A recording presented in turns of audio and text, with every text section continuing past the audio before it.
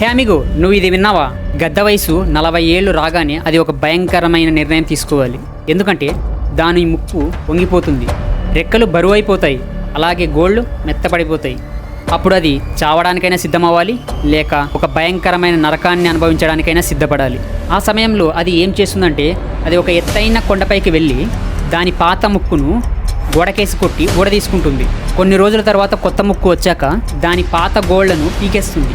ఆ తరువాత దాని బరువైన రెక్కల ఈకలను అదే పీకేసుకుంటుంది. ఈ 5 నెలల నరకం తర్వాత అది మరో 30 ఏళ్ళు రాజులా బ్రతకడానికి పునర్జన్మ పొందుతుంది.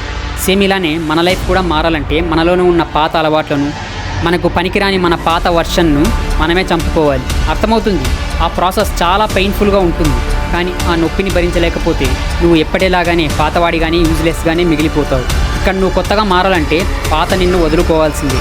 ఒకటి గుర్తుపెట్టుకో, గాలిపటం గాలికి ఎదురెళ్తేనే అది పైకి ఎగరగలదు. అలాగే నువ్వు కూడా కష్టానికి ఎదురెళ్తేనే శిఖరాన్ని చేరుకోగలవు.